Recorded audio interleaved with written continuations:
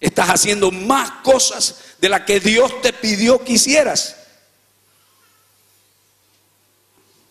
Hermano, la palabra de Dios dice: el que no es conmigo, ¿qué dice? Es contra mí. El que no junta, desparrama. Hermano, tenemos que caminar juntos, unidos, más que nunca en este tiempo, en común unión, comunión. Amados hermanos, Dios quiere que entremos a nuevos niveles de autoridad y de poder. Esta mañana quiero desafiar a la iglesia a entrar a estos nuevos niveles de autoridad y de poder en el Espíritu Santo que Dios ha delegado sobre ti. Estaba consultando en el diccionario quiénes eran los celotes. Los celotes, por si no lo sabía, hermano, era un movimiento político nacionalista en los tiempos de Jesús.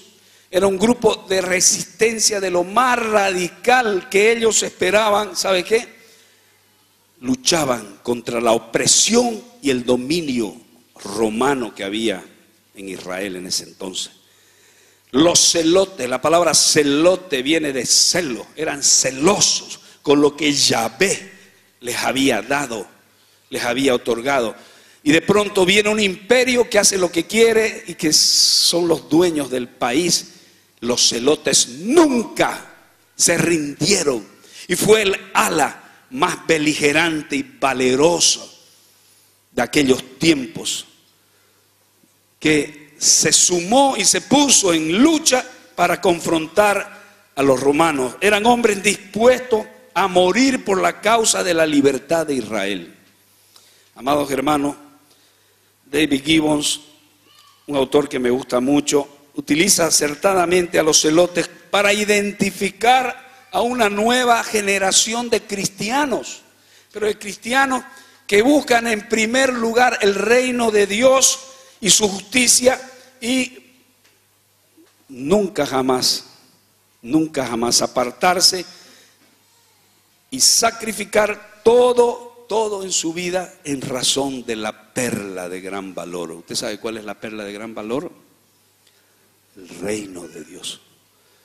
La Biblia también nos habla en otro pasaje que un hombre que encontró un tesoro en un terreno fue corriendo, vendió todo lo que tenía y vino y compró ese terreno donde había ese gran tesoro. Eso es el reino de Dios, hermano. Tiene que estar en primer lugar porque nuestros días son pasajeros en la tierra. Mañana no estamos más aquí. Tenemos que prepararnos para la eternidad. Y si no nos preparamos ahora, ¿cuándo, hermano? Eso es lo que digo a mis levitas y digo a todos los adoradores que están buscando a Dios. Hermano, ¿qué vamos a hacer en el cielo? No va a haber evangelismo, no va a haber grupos pequeños, no va a haber, pero sí va a haber la adoración. Y si tú acá en la tierra no te entrenas a adorar al Señor, a orar, a tener intimidad con Él, hermano, no vas a calificar para entrar al reino de Dios. Es ahora en la tierra. Por eso, hermano, te animo que vengas al culto de ayuno, al tiempo de ayuno con hermana Ana María, pero también te motivo para que vengas al tiempo que es una vez por semana donde nos reunimos a adorar al Señor. Te animo. Entonces, amados hermanos, debemos tomar sobre sí la propia cruz cada día y caminar en pos de Jesucristo. El que no quiera perder su vida, dice, la perderá, pero el que la pierde por causa de mí, éste la hallará. Me viene a la memoria William Wallace, de 34 años, escocés. Él murió torturado por ser fiel a la libertad y traer libertad al pueblo escocés.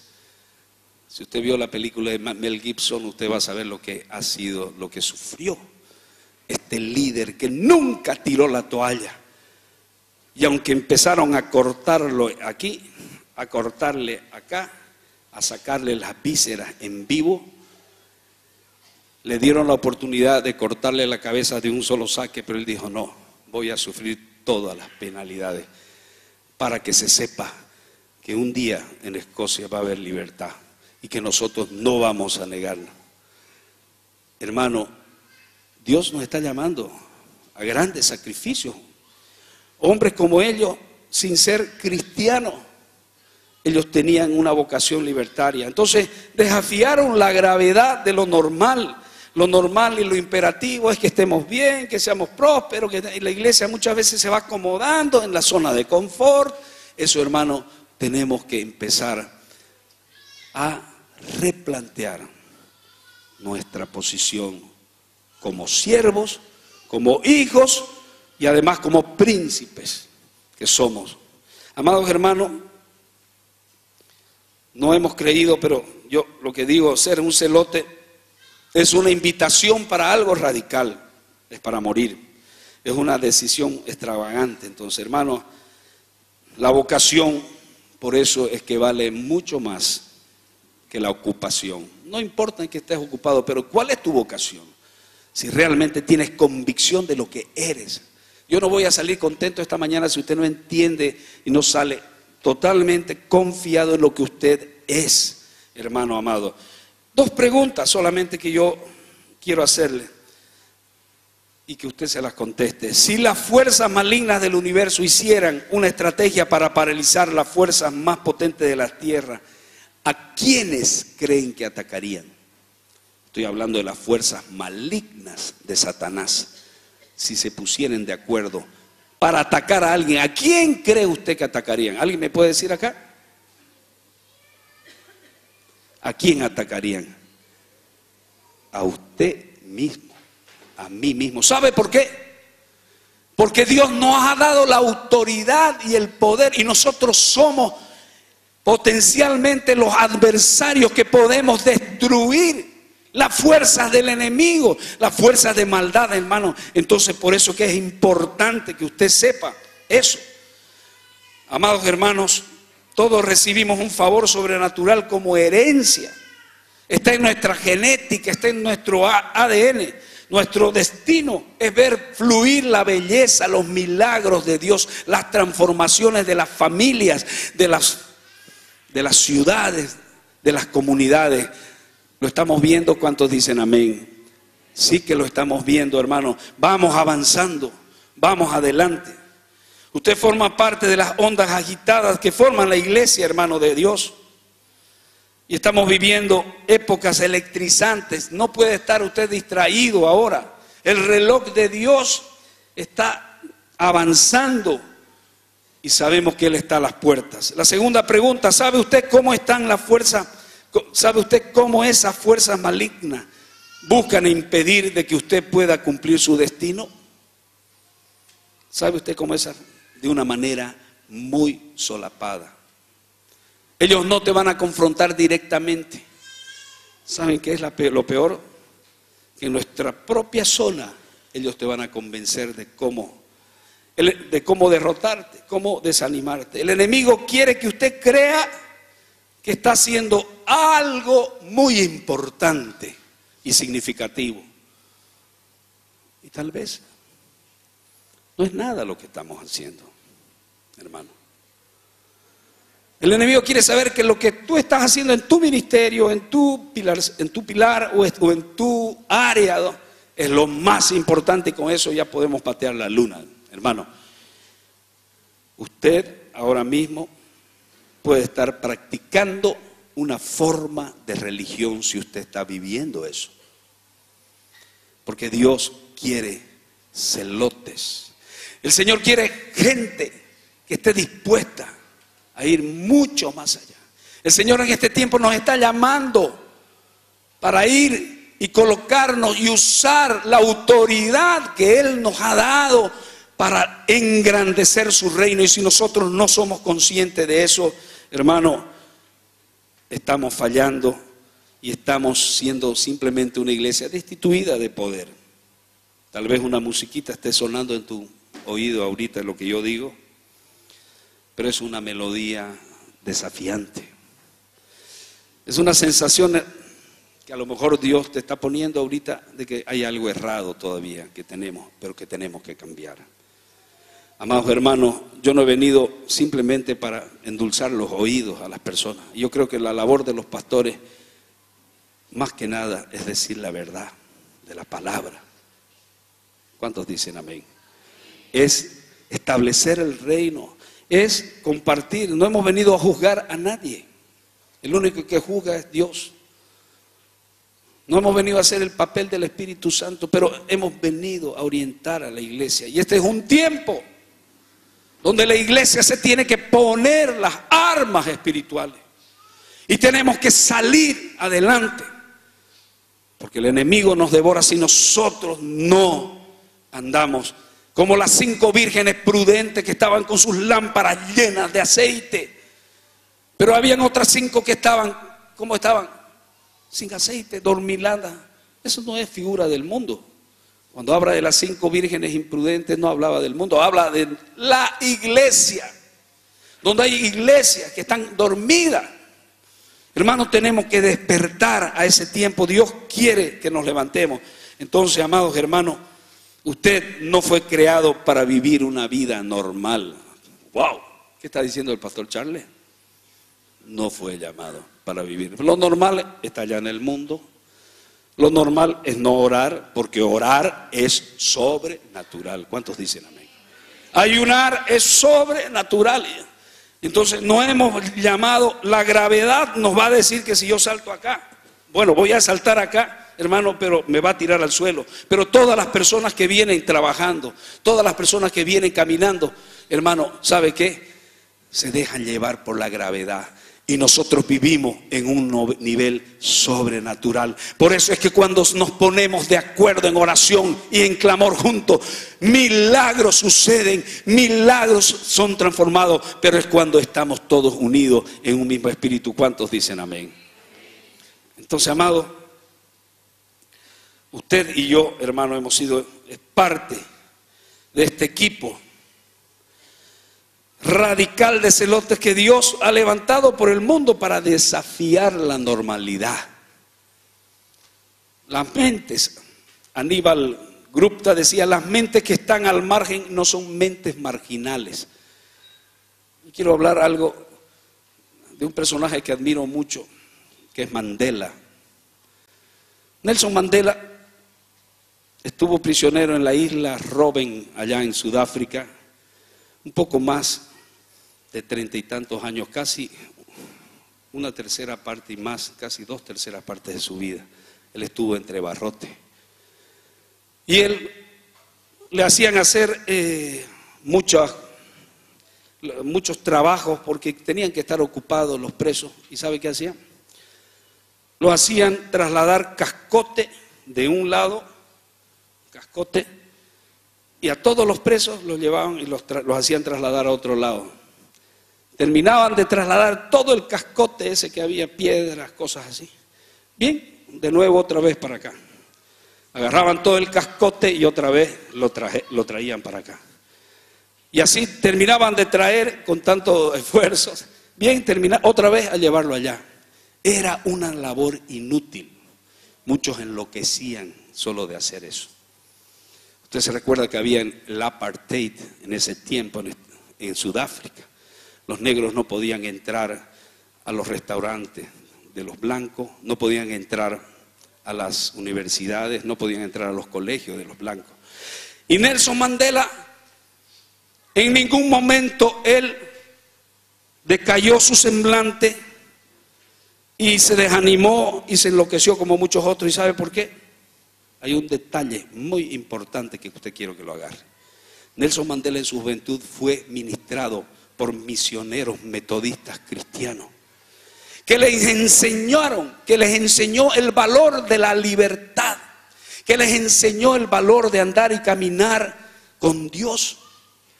Nelson Mandela, amados hermanos, él fue instruido y él empezó a gustar de la verdadera libertad que nos trae el Evangelio. Y me vino a la mente mientras oraba en mi casa el Salmo 348, cuando dice, bueno, si le enseñaron a gustar de la verdadera libertad, dice el Salmo 348, dice 34:8, perdón, 34:8, no hay Salmo 348, 34:8, gustad y ved que es bueno Jehová, dichoso el hombre que confía en él. ¿Cuántos dicen amén? Gustad de Dios. Él empezó a gustar de Dios en esos tiempos. Él empezó a ser levantado y esas semillas puestas en su corazón, como conocerás la verdad y la verdad os hará libres. ¿Cuál es en Juan nos está hablando la palabra de Dios? Nunca se olvidaron. Y él en la cárcel aprovechó de instruirse, de leer bastante. Él empezó a leer a todos los poetas contemporáneos de la época y a todos los poetas universales como Shakespeare. Él leyó, qué sé yo, inclusive a todos aquellos pensadores sudafricanos que él respetaba mucho, a poetas y filósofos ancestrales de su época como la sabiduría Banta y Ubuntu, que dice que somos personas por medio de otras personas. Amados hermanos, nunca decayó su ánimo. ¿Y sabe por qué? Porque él en su corazón era libre aún estando bajo barrotes. ¿Cuántos dicen amén? Entonces, ¿qué quiero explicarte a ti? Hablando de la mente, del poder que hay en la mente. Amados hermanos, la mente nos habla ya Salomón. El sabio Salomón ya hablaba muchas centurias de años antes de que un hombre no es lo que piensa que él es, pero lo que él piensa todos los días, eso él es. Y lo dice así las Sagradas Escrituras, lo dice en Proverbios 23:7, porque cuál es su pensamiento en su corazón, tal es él. Hermano, si tú estás con pensamientos negativos, si tú estás resentido por algo, si tú estás pensando lo malo, en hacer lo malo, eso eres vos. Eso es usted. Eso es usted. Usted no es lo que usted se está mostrando en la iglesia o se está mostrando en el trabajo. Lo que uno piensa todos los días, eso es. Por eso dice, cuida tus pensamientos, porque tus pensamientos se convertirán ¿en qué? En acciones. Cuida tus acciones, porque tus acciones se convertirán en hábitos. Cuida tus hábitos, porque tus hábitos se convertirán en tu destino. Nelson Mandela nos da un ejemplo que me encanta para aplicar lo que yo estoy queriendo transmitir a la iglesia ahora. Entonces, acciones y actitudes surgen de convicciones importantes. Él, ¿qué fue lo que hizo? Él, en vez de estar ahí lamentándose, levantó un seminario, levantó una escuela de liderazgo y empezó a motivar a muchos jóvenes, porque él era 20 años más en la cárcel donde él estaba, era 20 años mayor. Motivaba a la gente para que no desanimen, que un día se iba a establecer los propósitos para que Sudáfrica sea libre. Y él se mantuvo firme. Y él estaba entre barrotes, pero su mente estaba libre. Hermano, la mente es poderosa. Nosotros podemos estar enfermos, podemos estar en una situación de lucha, pero si nuestra mente está ubicada en la palabra de Dios y en los principios y en las promesas que Dios dice que no nos va a abandonar y que nos va a sustentar con la diestra de su justicia, nosotros tenemos que creerle y empezar a glorificar a Dios y alabarle, porque Él lo dice en su palabra y yo lo creo, aun cuando mi momento es de mucha aflicción. ¿Cuántos dicen amén? Aleluya, gloria a Dios. Nada nos podrá aprisionar. El atleta que es de élite, hermano, conoce su secreto y la victoria. ¿Sabe cuál es el secreto de aquellas grandes atletas que tienen competiciones donde se está jugando todo por sus países en las Olimpiadas Mundiales? Ellos tienen algo muy especial y ellos saben, viven otra realidad de lo que en su entorno están viviendo. Es lo que vivía Nelson Mandela. Ellos se saben abstraer de los ruidos, de los gritos que hay alrededor y saben concentrarse. Y dice, bueno, los expertos entran en un estado de alfa, dice, un estado de alfa. Es un espacio protegido de concentración mental. En ese estado de alfa, yo te desafío, hermano, que tú entres cuando estés pasando por pruebas y dificultades y te concentres en la palabra de Dios. ¿Cuántos dicen amén? y te concentres y no los ruidos y aún la enfermedad y aún las luchas nos estén mostrando lo contrario, nosotros sigamos adelante, sabiendo que Dios todo lo que establece y todas las cosas vienen a bien para aquellos que aman al Señor. Él tiene propósito, aunque no los entendamos ahora. No vamos a confrontar, ni vamos a hacer cavilaciones, hermano, porque aquí usted a la vuelta de la esquina ya va a estar tropezándose, porque Dios es más sabio que los sabios. Y Él ve las cosas de arriba y nosotros no las comprendemos, dice la Biblia. Entonces, amados hermanos, el apóstol Pablo también puntualizó esto que estoy diciendo. Busque la palabra Romanos 12:1. Romanos 12:1. Del 1 al 2. Así pues, hermanos, ruego por las misericordias de Dios que presentéis vuestros cuerpos en sacrificio vivo, santo, agradable a Dios, que es vuestro culto racional. No os conforméis a este siglo, y escuche, sino, ¿qué dice? Transformados por medio de la renovación de vuestro, ¿qué? Entendimiento. Metanoia, cambio de mente. Entendimiento es metanoia, cambio de mente. Nosotros tenemos que entender vuestro entendimiento para que comprobéis cuál sea la buena voluntad para Dios, agradable, perfecta, dice. Esta es la batalla que nos toca vencer contra las adversidades, las pruebas, las enfermedades, hermanos, que están aquejándonos hoy por hoy y que sabemos que vamos a salir victoriosos. ¿Qué hacer? Con esto termino. Para asumir nuestra realeza. ¿Qué hacer para cambiar nuestra mente y asumir el poder de Dios como príncipe, como la niña de los ojos de Dios que somos? ¿Usted sabía que usted es la niña de los ojos de Dios? Hay personas que piensan que solamente es la niña, una muchachita. No, la niña de los ojos de Dios. Que el que toca, ay de aquel que toca la niña de los ojos de Dios. Está tocando, ¿quién toca a un cristiano? Hay que aquí haga daño a un cristiano, está tocando la niña de los ojos de Dios. Es grave, porque somos sus hijos, porque somos sus príncipes, porque usted no es cualquier cosa, hermano. Él murió por ti, fuimos rescatados por alto precio. Y Dios va a cuidar a su novia, va a cuidar a sus hijos, va a cuidar a la nación santa escogida de Dios, va a cuidar a los escogidos de Dios, que es usted y yo. ¿Cuántos dicen amén? Amados hermanos, ¿qué hacer para asumir nuestra realeza? Primero, termino, apartar tiempo extra para tener más intimidad con Dios, con el rey a solas. Los príncipes se reúnen con los reyes, se reúnen con el rey. Entonces usted tiene que reunirse con el rey, usted es un príncipe. Usted tiene que tener tiempo a solas, escuchar qué es lo que él habla, qué es lo que quiere decirte. Hermano amado, él está esperando esos tiempos, como dice Lucas 5:16, mas él, ¿quién es él? Hablo de Jesús. ¿Qué era lo que hacía para tener más intimidad con su Padre?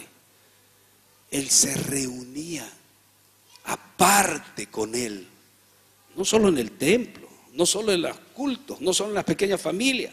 Y dice Lucas 5:16, mas él se apartaba a lugares desiertos. ¿Y qué dice que hacía? Oraba. Se apartaba para orar. Usted tiene que apartarse a orar. Tenemos que apartarnos para orar. La lideranza tiene que apartarse a orar. Tenemos que buscar qué es lo que Dios quiere hablar con nosotros.